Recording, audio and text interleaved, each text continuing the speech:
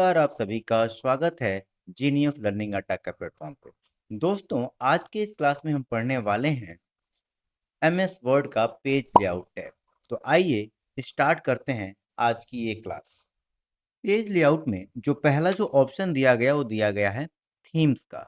अब थीम्स को समझने के लिए मैं यहाँ कुछ कंटेंट ले लेता हूँ इक्वल टू रेंड 10, 10 का मैं कंटेंट ले लेता हूँ। ठीक है दोस्तों, थीम का जो यूज किया जाता है किसी भी डॉक्यूमेंट को प्रोफेशनल लुक देने के लिए हम थीम का यूज करते हैं। और थीम के यूज से हम एक ही क्लिक में किसी भी डॉक्यूमेंट को एक प्रोफेशनल लुक दे सकते हैं। तो थीम का अगर मैं यूज इस कंटेंट पे करूं तो आपको बहुत ज़्यादा इफेक्ट देखने को नहीं मिलेगा। जैसे मैं भी इस पे थीम का यूज कर रहा हूं तो आप देखेंगे बहुत ज़्यादा इस पे इफेक्ट देखने को नहीं मिल रहा है। तो जो थीम का यूज किया जाता है वो यूज किया जाता है हेडिंग्स पे, इमेज पे, चार्ट्स पे या कोई कोई शेप पे। तो इसके लिए बेहतर ढंग से समझने के लिए थीम को हमें कुछ हेडिंग्स बनानी पड़ेंगी, कुछ शेप बनाना पड़ेगा और कुछ चार्ट्स बनाने पड़ेंगे। तो आइए मैं कुछ हेडिंग्स बना लेता हूँ। जैसे मैं यहाँ एक हेडिंग बना लेता हूँ, व्हाट इज कंप्यूटर, और इसको मैंने सेलेक्ट करके होम टैब में यहाँ हेडिंग 1 दे देता हूँ। ऐसे ही करके मैं और भी कुछ हेडिंग्स बना लूँगा। जैसे मैं यहाँ पे हेडिंग बना देता हूँ, ब्लॉक डायग्राम ऑफ कंप्यूटर। ऐसे मैं कुछ और हेडिंग बना लेता हूँ। जैसे यहाँ बना लेता हूँ, हिस्ट्री ऑफ कंप्यूटर। और मैं एक यहाँ पे शेप ले लेता हूँ। इंसर्ट में यहाँ पे एक शेप ड्रॉ कर लेता हूँ। इसका मैं फिल कलर भी चेंज कर देता हूँ मैं यहाँ से। और एक और शेप ले लेता हूँ मैं स्टार का, और इसका भी मैं शेप फिल कलर चेंज कर देता हूँ। ठीक है, अब दोस्तों अगर मैं थीम का यूज करूँगा तो आपको इफेक्ट देखने को मिलेगा। आप हेडिंग पे ध्यान देंगे तो आपका हेडिंग चेंज होता हुआ नज़र आएगा। तो अगर मैं अब थीम का यूज कर रहा हूँ तो आप देखेंगे हेडिंग भी चेंज हो रहा है और शेप भी चेंज हो रहा है। तो अब आपको जो भी थीम पसंद आ रहा है सिंपली आप उस पे जाके क्लिक कर देंगे। जैसे मुझे ये थीम पसंद आ रहा है या फिर ये पसंद आ रहा है तो मैं सिंपली क्लिक करूँगा। अब आप जो भी देखेंगे, जो भी शेप होगा, जो भी हेडिंग्स होंगे, आपको इसी लुक में नज़र आएँगे। आप देखें यहाँ भी हेडिंग वैसा ही चेंज हो गया है। क्लियर है?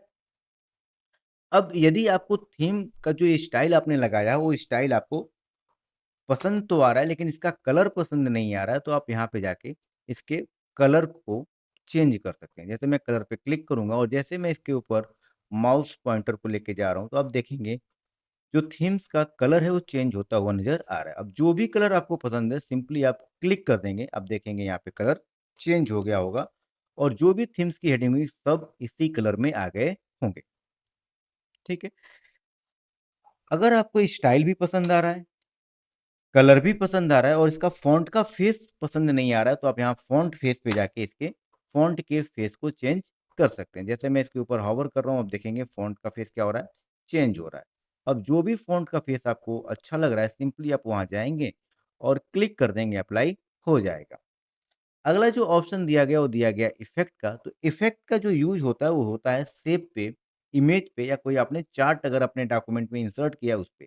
तो मैंने यहाँ पे एक शेप इंसर्ट किया है, तो आप ध्यान से देखेंगे तो इस शेप में चेंजेस नज़र आएँगे जब मैं इफ़ेक्ट अप्लाई करूँगा। तो जैसे मैं इफ़ेक्ट पे जा रहा हूँ, आप देखेंगे शेप पे ध्यान से, तो इसके बॉर्डर पे आप ध्यान से देखिए ये चेंज होता हुआ नज़र आ रहा है।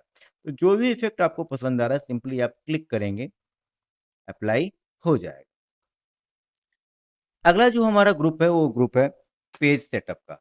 पेज सेटअप में जो पहला जो ऑप्शन दिया गया वो दिया गया है मार्जिन का। अब मार्जिन क्या होता है? दोस्तों जो आपके डॉक्यूमेंट में जो ये व्हाइट स्पेस दिख रहा है इसी को हम बोलते हैं मार्जिन। तो व्हाइट स्पेस आपको टॉप से भी दिख रहा है, लेफ्ट से भी दिख रहा है, राइट से भी दिख रहा है और पेज के आप देखेंगे नीचे बॉटम साइड में भी दिख रहा है। इसी को हम बोलते हैं मार्जिन। इसी मार्जिन को हम यहाँ से मैनेज कर सकते हैं। जैसे-जैसे मैं मार्जिन पे क्लिक करूँगा तो अभी जो हमारा मार्जिन है वो आपका दिख रहा है नॉर्मल है। तो नॉर्मल में क्या है कि चारों तरफ से एक-एक मार्जिन यहाँ पे दिया गया है। यदि मैं इसको नैरो कर दूँ तो क्या हो जाएगा, देखो 1 का आधा है 0.5, यानी कि ये मार्जिन जो व्हाइट स्पेस है कम होके कितना हो जाएगा, 1 से 0.5 हो जाएगा। जैसे मैं नैरो पे क्लिक करूंगा, आप देखेंगे मार्जिन हमारी क्या हो गई, कम हो गई। तो ऐसे ही करके हम यहाँ पे मार्जिन, अलग अलग मार्जिन यहाँ पे दिया गया है जिसके हिसाब से हम यूज कर सकते हैं। ठीक है, अगर मुझे अपने हिसाब से मार्जिन बनाना है तो हमें जाना पड़ेगा कस्टम मार्जिन में। तो कस्टम मार्जिन में अपने हिसाब से कैसे मार्जिन बनाएंगे, तो हम जाएंगे कस्टम मार्जिन में और यहाँ पे जाएंगे, नीचे एक ऑप्शन दिया गया है कस्टम मार्जिन। जैसे ही कस्टम मार्जिन पे क्लिक करेंगे तो एक डायलॉग बॉक्स आएगा जहाँ पे आप देखेंगे कि मार्जिन में आप टॉप से कितना मार्जिन देना चाहते हैं, बॉटम से कितना देना चाहते हैं, लेफ्ट से कितना देना चाहते हैं और राइट से कितना देना चाहते हैं। तो यदि मैं अगर टॉप से देना चाहता हूँ तो मैं टॉप से अगर मार्जिन को बढ़ा दूँ यहाँ से 1.4, तो आप देखेंगे टॉप से मार्जिन बढ़ जाएगा। वैसे अगर मैं जैसे ही मैं ओके पे क्लिक करूंगा, आप देखेंगे टॉप से मार्जिन बढ़ गया। ऐसे ही मैं लेफ्ट से भी मार्जिन को बढ़ा सकता हूँ। लेफ्ट से मार्जिन अगर मुझे बढ़ाना है तो मुझे कहाँ जाना है, मार्जिन में, कस्टम मार्जिन में, और मैं यहाँ से अगर मैं लेफ्ट से भी बढ़ा दूँ, देखो मैं यहाँ 2.7 ले लिया, आप देखेंगे कि ये लेफ्ट से भी मार्जिन यहाँ पे देखो इतना बढ़ गया। ठीक है, तो आप चाहो तो मार्जिन लेफ्ट से भी बढ़ा सकते हो, टॉप से भी बढ़ा सकते हो, राइट से भी बढ़ा सकते हो और बॉटम से भी बढ़ा सकते हो। ठीक है, आप चाहो तो एक ही साथ चारों साइड से भी आप मार्जिन को बढ़ा सकते हैं। ठीक है, फिलहाल मैं इस मार्जिन को यहाँ पे नॉर्मल कर लेता हूँ। ठीक है, अब जैसे ही हम कस्टम मार्जिन पे जा रहे हैं तो यहाँ पे एक और चीज आ रहा है, आप देखेंगे ध्यान से। तो जैसे ही मैं कस्टम मार्जिन पे जा रहा हूँ तो ये तो जो दिखा रहा है ये यहाँ पे, वो तो टॉप से भी है, बॉटम से भी है, लेफ्ट से भी है, राइट से है। एक यहाँ पे मार्जिन दे रहा है गटर मार्जिन। अब गटर मार्जिन क्या होता है, गटर मार्जिन का यूज हम तब करते हैं जब हम किसी डॉक्यूमेंट को प्रिंट कर लेते हैं, उसकी बुक बाइंडिंग करवाना होता है तो हम गटर मार्जिन का यूज करते हैं। अब बुक बाइंडिंग में होता है क्या है कि बुक बाइंडिंग में या तो आपकी लेफ्ट साइड से सिलाई होती है या फिर टॉप साइड से सिलाई होती है। तो आप सिलाई के टाइम मेरा कंटेंट दब न जाए इसलिए हम गटर मार्जिन को देते हैं। यदि आपका सिलाई लेफ्ट साइड से हो रहा है तो आप गटर मार्जिन लेफ्ट साइड से देंगे। यदि आपकी सिलाई टॉप से हो रही है तो आप गटर मार्जिन टॉप साइड से देंगे। तो जैसे मान लेते हैं कि हमारी जो सिलाई होने वाली है वो लेफ्ट से होने वाली है, तो सिंपली देखो यहाँ पे हम लेफ्ट भी ले सकते हैं और टॉप भी ले सकते हैं। अगर लेफ्ट लेना है तो आप लेफ्ट ले लीजिए और यहाँ से आप कटर मार्जिन बढ़ा लीजिए। और जैसे मैं यहाँ पे क्लिक करूंगा, आप देखेंगे जैसे मैं यहाँ पे क्लिक करूंगा तो लेफ्ट से देखिए मार्जिन ये बढ़ गया। अब अगर सिलाई अगर होती है तो ये आपका कंटेंट उस सिलाई में दबेगा नहीं। ऐसे ही आप टॉप मार्जिन भी दे सकते हैं। आई होप कि ये आपको सब समझ में आ रहा होगा। तो फिलहाल मैं अभी गटर मार्जिन को 0 कर लेता हूँ। ठीक है, अगला जो ऑप्शन दिया गया वो दिया गया है ओरिएंटेशन का। अब देखिए ओरिएंटेशन दो प्रकार के होते हैं, एक होता है पोर्ट्रेट, एक होता है लैंडस्केप। बाय डिफॉल्ट जो डॉक्यूमेंट का ओरिएंटेशन होता है वो होता है पोर्ट्रेट। पोर्ट्रेट में क्या होता है, डॉक्यूमेंट का जो पेज होता है उसकी हाइट ज़्यादा होती है और चौड़ाई जो होती है वो कम होती है। ठीक है, तो यदि आप चाहते हो कि हमारा डॉक्यूमेंट जो प्रिंट हो वो पोर्ट्रेट में हो, यानी कि उसकी हाइट ज़्यादा हो और चौड़ाई कम हो, तो आप पोर्ट्रेट मोड में उसको प्रिंट दे सकते हैं। या यदि आप ये चाहते हैं कि उसकी चौड़ाई जो हो वो ज़्यादा हो और हाइट कम हो तो उसको आप लैंडस्केप में कर सकते हैं। जैसे मैं इस पेज को अगर दिखाऊँ आपको तो अभी ये जो सारे डॉक्यूमेंट हैं वो आपके पोर्ट्रेट में है। तो अगर मैं ओरिएंटेशन पे जाऊँ तो आपको दिखेगा यहाँ पे 2 ऑप्शन। तो बाय डिफ़ॉल्ट क्या है, पोर्ट्रेट है। यदि मैं इसको लैंडस्केप कर दूँ तो आप देखेंगे ये मेरा पेज कैसा हो जाएगा कि इसका विड्थ जो होगा वो ज़्यादा हो जाएगा और हाइट क्या हो जाएगा, कम हो जाएगा। तो आपका डॉक्यूमेंट ऐसा प्रिंट होके आएगा। ठीक है? अगर आप पोर्ट्रेट में करते हैं तो पोर्ट्रेट में प्रिंट कैसे आएगा कि हाइट उसकी ज़्यादा होगी और चौड़ाई क्या होगी, कम होगी। अगला जो ऑप्शन दिया गया है वो दिया गया है पेज साइज़ का। पेज साइज़ का। अब साइज़ क्या होता है? अब देखो, जब भी हम अपने डॉक्यूमेंट को प्रिंट करते हैं तो प्रिंटर में किस टाइप का पेज लगा है, उस पेज का साइज़ क्या है, उस हिसाब से हम क्या करते हैं यहाँ पे पेज को सेलेक्ट करते हैं। अगर सही पेज हमने सेलेक्ट किया तो हमारा जो प्रिंट होगा वो प्रॉपरली अच्छे तरीके से प्रिंट होके आएगा। अगर हमने पेपर की साइज़ को इधर-उधर ले लिया तो हमारा जो कंटेंट होगा वो पेपर पे कट सकता है या फिर बराबर नहीं आएगा। तो नॉर्मली जो प्रिंटर में जो हम यूज़ करते हैं वो यूज़ करते हैं ए4 पेपर। ठीक है? तो हम यहाँ अगर साइज़ में जाते हैं तो आप देखेंगे यहाँ पे साइज़ में अलग-अलग साइज़ दिया गया है। जैसे यहाँ पे आप देखेंगे तो ये यहाँ ए4 पेपर है, आप देखेंगे ये ए4 पेपर है। तो अगर आपका प्रिंटर में ए4 पेपर लगा है तो आप ए4 पेपर सेलेक्ट कर लें। अगर आपके प्रिंटर में ए3 पे आपने डॉक्यूमेंट बनाया और प्रिंटर में आपका ए3 पेपर लगा है तो आप यहाँ से ए3 पेपर भी सेलेक्ट कर सकते हैं। तो यहाँ पे आपको नॉर्मली वो पेपर साइज़ को सेलेक्ट करना होता है, जो आपके प्रिंटर में लगा है, ताकि हम जब भी प्रिंट करें तो हमारा कंटेंट प्रॉपरली प्रिंट होके आ जाए। अगला जो ऑप्शन दिया गया है, वो दिया गया है कॉलम। तो कॉलम को समझने के लिए देखिए, अभी जो हमारा जो ये कंटेंट दिया गया, वो सिंपल एक ही कॉलम में दिया गया, ठीक है? तो अगर मैं कॉलम में जाऊँ तो यहाँ पे आप देखेंगे कि अभी एक ही कॉलम है, ठीक है? 1 है। अगर मैं चाहता हूँ कि ये 2 कॉलम में आ जाए, अब जैसे आप देखते हैं कोई न्यूज़पेपर हो या कोई कॉमिक्स की बुक देखते हैं, तो जहाँ पे कंटेंट 2 कॉलम में या 3 कॉलम में ऐसे लिखे रहते हैं। तो अगर आप अपने इस डॉक्यूमेंट को वैसा बनाना चाहते हैं, जैसे मैं चाहता हूँ कि ये 2 कॉलम में बँट जाए, तो जैसे मैं 2 पे क्लिक करूँगा यहाँ पे, तो आप देखेंगे ये मेरा कंटेंट 2 कॉलम में पूरा का पूरा बँट गया। यही मैं अगर यहाँ कॉलम में जाके मैं 3 कर दूँ, तो ये कितने कॉलम में बँट जाएँगे? 3 कॉलम में बँट जाएगा। यही मैं यहाँ पे अगर चाहूँगा लेफ्ट, तो लेफ्ट करूँगा तो लेफ्ट में क्या होगा? लेफ्ट साइड वाला थोड़ा-सा छोटा एरिया कवर करेगा कॉलम का, और यहाँ राइट वाला ज़्यादा एरिया कवर करेगा। वैसे ही मैं अगर मैं यहाँ पे राइट कर देता हूँ, तो राइट वाला एरिया ज़्यादा होगा और लेफ्ट वाला कम होगा। अगला ऑप्शन दिया गया है ब्रेक का। अब ब्रेक को 2 हिस्सों में बाँटा गया है। एक तो बाँटा गया है पेज ब्रेक और दूसरा बाँटा गया है सेक्शन ब्रेक में। ब्रेक का मतलब होता है तोड़ना, यानी कि यदि आप चाहते हो कि मैं इस पेज को 2 हिस्सों में तोड़ दूँ, तो आप यहाँ ब्रेक में जाके पेज ब्रेक पे जैसे ही आप क्लिक करेंगे, तो जहाँ पे आपका कर्सर रहेगा, ये 2 हिस्सों में टूट जाएगा। जैसे मेरा कर्सर यहाँ है, अगर मैं पेज ब्रेक करूँ, तो ये ऊपर वाला हिस्सा इसी पेज पे रहेगा और इससे आगे वाला हिस्सा दूसरे पेज पे चला जाएगा। जैसे मैं ब्रेक पे जा रहा हूँ और जैसे ही मैं पेज ब्रेक पे क्लिक करूँगा, आप देखेंगे कर्सर के ऊपर वाला हिस्सा एक पेज पे उसी पेज पे रहा और आगे वाला जो हिस्सा था, वो दूसरे पेज पे चला गया। मैं अंडू कर लेता हूँ।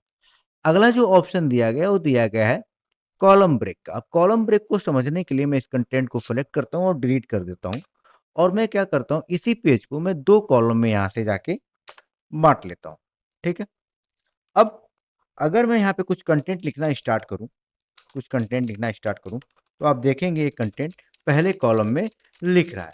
तो अगर मुझे दूसरे कॉलम में जाना होगा, तो मुझे पहले पहले कॉलम को पूरा टेक्स्ट से फिल करना होगा, ठीक है? जैसे मैं यहाँ पे आपको दिखाऊँ, तो जैसे मैं यहाँ पे पूरे इस कॉलम को मैं फिल कर रहा हूँ, और जैसे पूरा फिल होगा, तभी ये दूसरे कॉलम में जाएगा, आप देख सकते हैं। तो यदि आप चाहते हैं कि बिना फिल किए हुए ही कि हम दूसरे कॉलम में चले जाएँ, तो आप सिंपली आप दूसरे कॉलम में जा सकते हैं। कैसे जाएँगे? तो जैसे मैं अभी इसको डिलीट कर देता हूँ यहाँ तक, और मुझे दूसरे कॉलम में जाना है विदाउट इस पूरे पेज को भरे हुए, तो आप सिंपली ब्रेक पे जाएँगे और जैसे ही कॉलम ब्रेक पे करेंगे, आप देखेंगे हम दूसरे कॉलम में आ चुके हैं। तो आपको ये भी ऑप्शन समझ में आ गया होगा। अगला जो ऑप्शन दिया गया, वो दिया गया टेक्स्ट रैपिंग का। अब टेक्स्ट रैपिंग को समझने के लिए मैं फिलहाल इसको 1 कॉलम में कर लेता हूँ और पूरे को सेलेक्ट करके डिलीट कर लेता हूँ, और मैं कुछ content equal to rand open bracket close bracket control A करके थोड़ा-सा कंटेंट को मैं बड़ा कर लेता हूँ। अब यहाँ पे ब्रेक में जो टेक्स्ट रैपिंग है, ये किस प्रकार काम करता है, जैसे मान लो कि मैं यहाँ पे कर्सर रखा हूँ और जैसे मैं एंटर करूँगा, तो ये यू कैन यूज़ अगली लाइन में आ जाएगा। आप देखेंगे अगली लाइन में आया। अगली लाइन में आ गया, लेकिन अगली लाइन में आने के बाद ये क्या हुआ कि एक अलग पैराग्राफ बन गया, उस पैराग्राफ का हिस्सा नहीं रहा। तो यदि आप ये चाहते हैं कि मुझे किसी लाइन को नेक्स्ट लाइन में लेके जाना है, लेकिन वो अलग पैराग्राफ में ना हो, उसी पैराग्राफ का हिस्सा रहे, तो आप उसको कर सकते हैं टेक्स्ट रैपिंग। कैसे करेंगे? तो जैसे मैं यहाँ पे जाऊँगा ब्रेक में, और जैसे मैं टेक्स्ट रैपिंग करूँगा, आप देखेंगे सिंपली वो अगली लाइन में आ गया, कोई दूसरा पैराग्राफ नहीं बना। आई होप ये आपको ये बातें समझ में आ रही हैं। ब्रेक में अगला जो ऑप्शन दिया गया है, वो दिया गया है सेक्शन ब्रेक का। सेक्शन ब्रेक में जो पहला ऑप्शन दिया गया, वो दिया गया है नेक्स्ट पेज।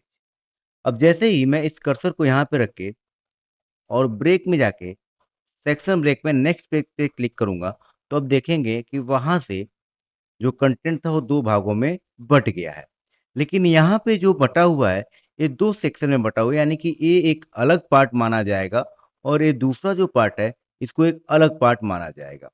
अब इसको समझने के लिए मैं फिलहाल अभी अंडू कर लेता हूँ कंट्रोल जेड, और सबसे पहले मैं ब्रेक में जाके पेज ब्रेक करके आपको दिखाता हूँ। जैसे मैं पेज ब्रेक करूँगा, तो आप देखेंगे ये भी 2 भागों में बँट गया है, क्योंकि ये दोनों जो भाग होंगे, ये एक ही भाग कहलाएँगे। क्योंकि जब मैं इस पे अगर मैं लाइन नंबर में जाके अगर इसको कंटीन्यूअस करता हूँ, तो आप देखेंगे यहाँ पे नंबरिंग हुआ है और यहाँ भी नंबरिंग हुआ है कंटिन्यू, ठीक है? लेकिन जैसे ही मैं अंडू करता हूँ मैं और जैसे ही मैं अगर ब्रेक पे जाऊँ और सेक्शन ब्रेक कर देता हूँ मैं यहाँ से, तो ये देखो, ये भी वैसे ही 2 भागों में बँटा है, लेकिन ये अलग-अलग भाग कहलाएँगे। जैसे अब मैं अगर जाके यहाँ पे लाइन नंबर में जाके कंटीन्यूअस पे क्लिक करता हूँ, तो आप देखेंगे केवल इसी पे नंबरिंग आएगा। म जो मेरा अगला पार्ट है, इस पे नंबरिंग नहीं आया है। अब ऐसा क्यों हुआ? क्योंकि ये दोनों अलग-अलग पार्ट हैं। सेक्शन ब्रेक करने से क्या होता है कि जो भी ब्रेक हम करते हैं, वो अलग-अलग भागों में बँट जाता है, वो अलग पार्ट कहलाता है, ठीक है? आई होप कि ये ऑप्शन आपको समझ में आया होगा। अगला जो पार्ट यहाँ पे दिया गया है ब्रेक में, वो दिया गया है कंटीन्यूअस। अब कंटीन्यूअस भी जब करेंगे, तो ये भी 2 पार्ट में ही टूटेगा, लेकिन कंटीन्यूअस करने से होगा ये कि जब हम ब्रेक में जाके नेक्स्ट पेज पे क्लिक कर रहे हैं, तो जो पार्ट टूट रहा है, वो नेक्स्ट पेज पे जाके बन रहा है। लेकिन हम चाहते हैं कि नेक्स्ट पेज पे कंटेंट ना जाए, इसी पेज पे रहते हुए हम 2 सेक्शन बना लें। तो हम सिंपली यहाँ पे रखेंगे कर्सर को और जैसे ही मैं ब्रेक पे जाके कंटीन्यूअस पे क्लिक करूँगा, तो यहाँ ये 2 सेक्शन में बँट गया। अब इसको समझने के लिए अगर यहाँ पे कंटीन्यूअस लाइन नंबर का यूज़ करूँ, तो जैसे मैं कंटीन्यूअस पे क्लिक करूँगा, आप देखेंगे इस पे ही अप्लाई हुआ है, इस पे अप्लाई नहीं हुआ है, क्योंकि ये एक अलग सेक्शन है और यहाँ से एक अलग सेक्शन है, ठीक है? फिलहाल मैं अभी इसको अंडू कर लेता हूँ, कंट्रोल जे, ठीक है? अगला जो ऑप्शन दिया गया, वो दिया गया है इवेंट पेज। अब इवेंट पेज को समझने के लिए मैं सबसे पहले क्या करता हूँ कि इस पेज पे पेज नंबर इंसर्ट कर लेता हूँ और पेज नंबर कहाँ पे डालते हैं? तो हम चलते हैं इंसर्ट टैब में और इंसर्ट टैब में आपको यहाँ पे मिल जाएगा पेज नंबर और पेज नंबर मैं बॉटम में लगा लेता हूँ। बॉटम में मैं यहाँ पे पेज नंबर लगा दिया। देखो यहाँ पे पेज नंबर मैंने डाल दिया। अब यदि मैं यहाँ से पेज लेआउट में जाके ब्रेक में जाऊँ और यहाँ पे अगर मैं इवेंट पेज कर दूँ, तो जो अगला पेज ब्रेक होगा वो कहाँ जाएगा? इवेंट पेज पे। यानी कि इवेंट पेज का मतलब क्या हो गया? सम संख्या। 1 है तो कहाँ जाएगा? ये 2 पे जाएगा देखिए। जैसे मैंने यहाँ से ब्रेक किया तो यहाँ कहाँ जाएगा? देखिए अगला पेज नंबर क्या बना? 2 नंबर। अगर मैं यहाँ पे जाऊँ और फिर से मैं ब्रेक पे जाऊँ और फिर मैं इवेंट पेज पे क्लिक करूँ, तो देखो 2 नंबर पेज के बाद 3 पेज नंबर नहीं आएगा, आएगा 4 नंबर। 4 नंबर का पेज। क्यों? 4 नंबर का पेज क्यों आएगा? क्योंकि 3 क्या है? एक ऑड संख्या है और जब मैं इवन पेज ब्रेक कर रहा हूँ, तो हमेशा इवन पेज नंबर पे ही वो जाएगा। तो जैसे मैं यहाँ पे अगर कर्सर रखूँ और जैसे ही मैं यहाँ पे ब्रेक में जाके इवन पेज कर रहा हूँ, तो आप देखेंगे अगला जो है, वो 3 नंबर नहीं हुआ, 2 के बाद क्या हुआ? 2 के बाद एक ही बार 4 हो गया। बात समझ में आ रही है? तो जब भी आप इवेंट पेज ब्रेक करेंगे, तो हमेशा वो इवेंट पेज पे ही जाके ब्रेक करेगा। वैसे ही जो अगला ऑप्शन दिया गया है, वो दिया गया है आपका ब्रेक में ऑड। ऑड जब करेंगे तो हमेशा कहाँ जाएगा? ऑड पे। अगर मान लीजिए अभी मैं किस पेज पे हूँ? 4 नंबर पेज पे हूँ, अगर मैं यहाँ से यहाँ कर्सर रख के अगर मैं ब्रेक करूँ और ऑड पेज पे क्लिक करूँगा, तो ये जाएगा किस पे? 5 नंबर पे। देखिए 5 नंबर पे आ गया और जैसे मैं यहाँ पे रख के फिर से ऑड पे क्लिक करता हूँ, तो ये 5 के बाद 6 पे नहीं जाएगा, 7 पे चला जाएगा, क्योंकि 7 एक क्या है? 5 के बाद जो ऑड आता है, वो क्या आता है? 7 आता है। तो जैसे ही मैं यहाँ पे अगर कर्सर रख के ब्रेक पे जाऊँ और ब्रेक पे जाके ऑड पेज पे क्लिक करता हूँ, तो आप देखेंगे 5 के बाद ये कहाँ पे चला जाएगा? 7 नंबर पेज पे। तो आई थिंक आपको ये ऑप्शन समझ में आ गए होंगे। ठीक है? तो अभी हमने आपको ब्रेक में पेज ब्रेक के सारे ऑप्शन कवर करा दिए, सेक्शन ब्रेक में भी ये सारे ऑप्शन मैंने आपको कवर करा दिए। अगला जो ऑप्शन दिया गया, वो दिया गया है लाइन नंबर का। लाइन नंबर में जो पहला जो ऑप्शन दिया गया, वो दिया गया है कंटीन्यूअस। अब जैसे ही मैं कंटीन्यूअस पे क्लिक करूँगा, तो इस डॉक्यूमेंट में कितने लाइनों का यूज़ किया गया है, एक काउंटिंग लिख के आ जाएगा। जैसे ही मैं कंटीन्यूअस पे क्लिक करता हूँ, तो आप देखेंगे यहाँ पे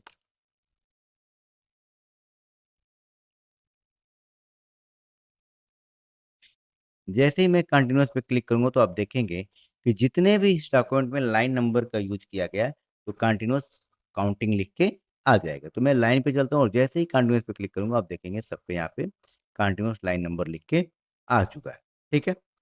मैं फिलहाल अभी अंडू कर देता हूँ और चलते हैं अगले ऑप्शन की तरफ। अगला जो ऑप्शन दिया गया, वो दिया गया है रीस्टार्ट इच पे।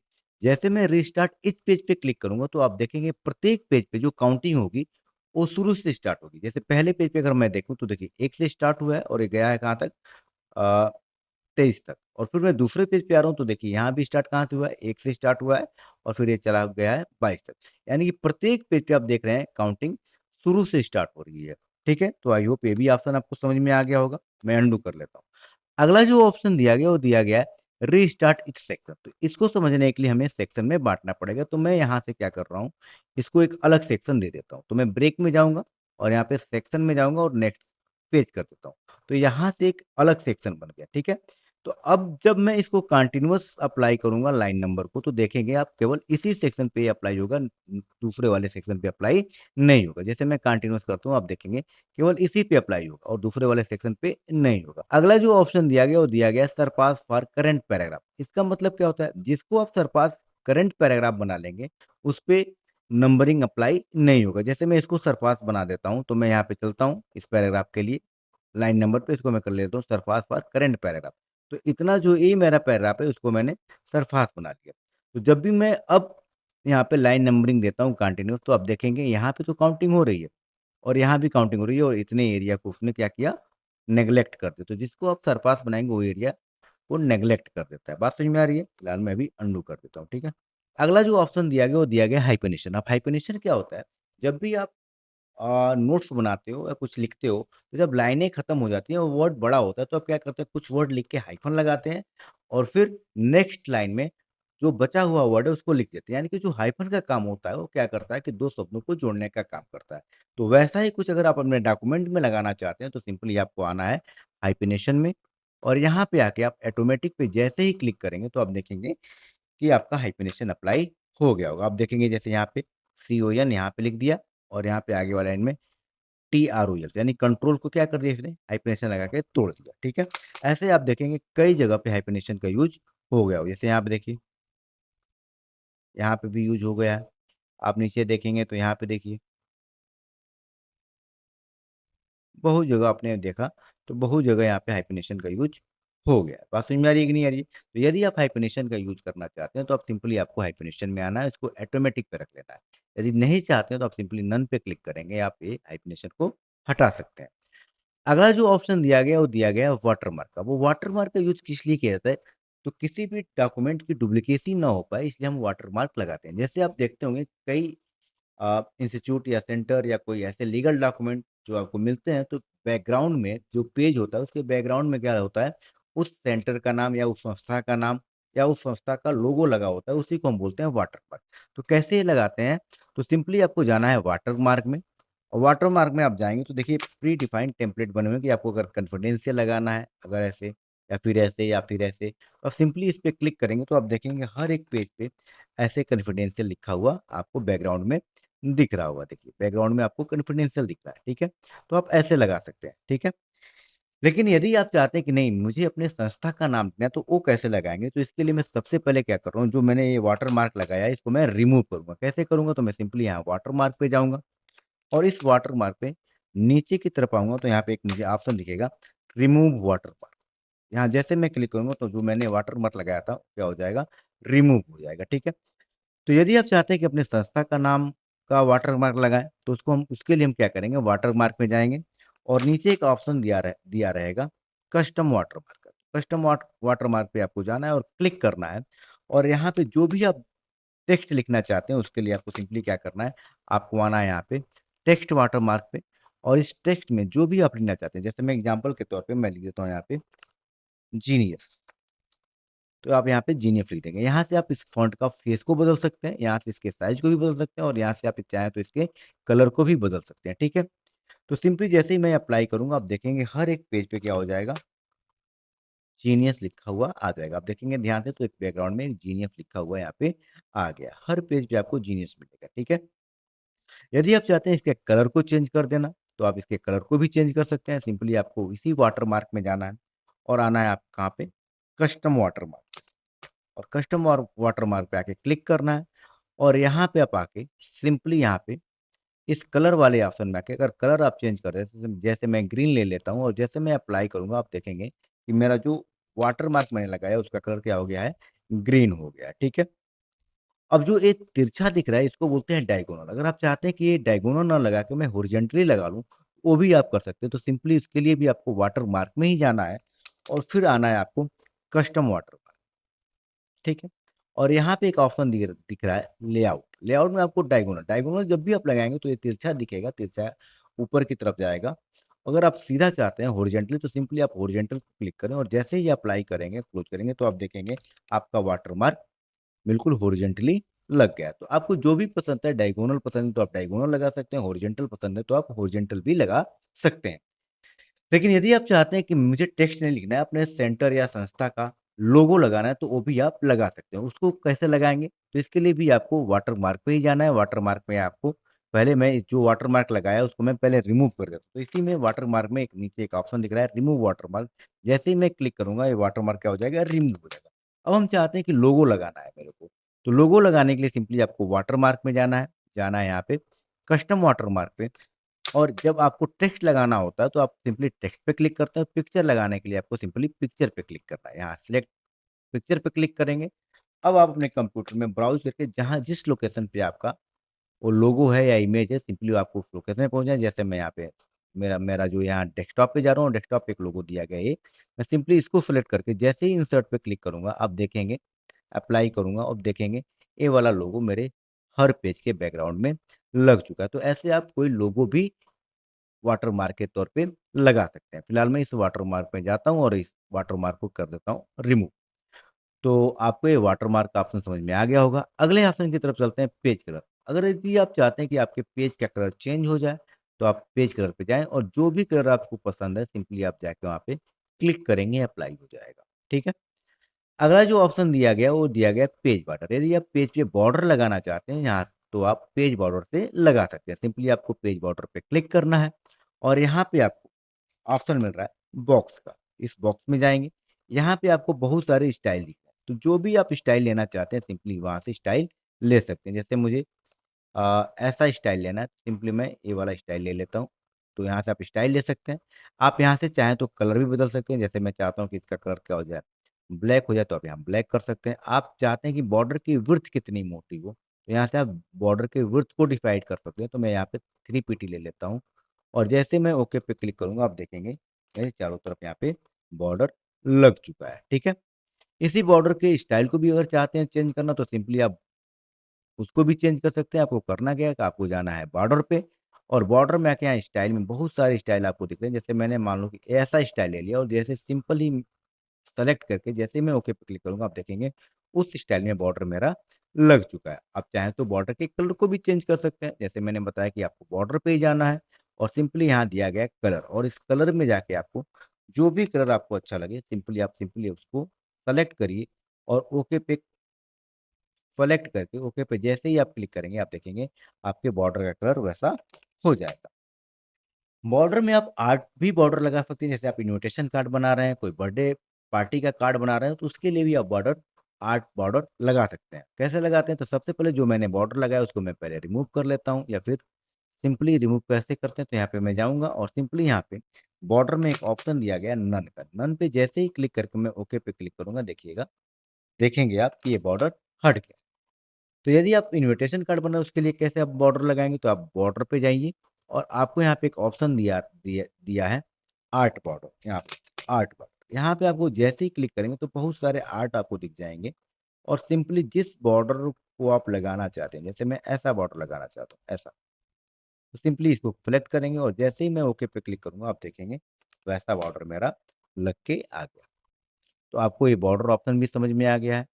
अगले ग्रुप की तरफ बढ़ते हैं। अगला जो ग्रुप दिया गया, वो दिया गया है पैराग्राफ। पैराग्राफ में जो दिया गया, वो दिया गया है इंडेंट। अब इंडेंट 2 प्रकार के होते हैं, लेफ्ट और राइट।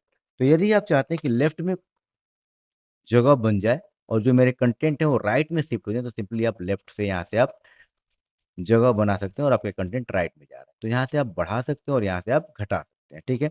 वैसे ही आप अगर ये चाहते हैं कि आपका जगह राइट साइड में बन जाए और आपके कंटेंट लेफ्ट साइड में आ जाए, तो आप राइट पे जाके यहाँ से आप जगह राइट में जाके यहाँ से आप इंडेंट को बढ़ा सकते हैं और यहाँ से आप चाहें तो घटा भी सकते हैं, ठीक है?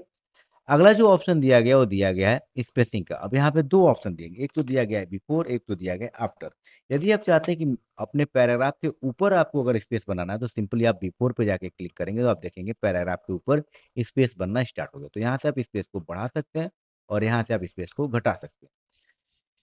और इसी में जो अगला ऑप्शन दिया गया वो दिया गया आफ्टर। यदि आप चाहते हैं कि मेरे पैराग्राफ जो ये पैराग्राफ है इस पैराग्राफ के बाद स्पेस बनना स्टार्ट हो जाए तो आप आफ्टर पे क्लिक करेंगे तो आप देखेंगे इस पैराग्राफ के बाद स्पेस बनना स्टार्ट हो गया है। तो यहाँ से आप अपने स्पेस को बढ़ा सकते हो और यहाँ से आप अपने स्पेस को घटा सकते हैं।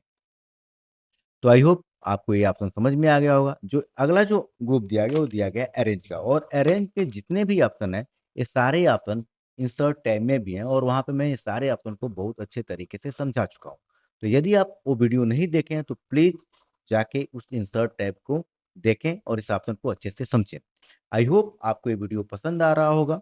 अगर आपको ये वीडियो पसंद आ रहा है तो प्लीज मेरे चैनल को सब्सक्राइब करें, लाइक करें और कमेंट करें। धन्यवाद। मिलते हैं नेक्स्ट क्लास में।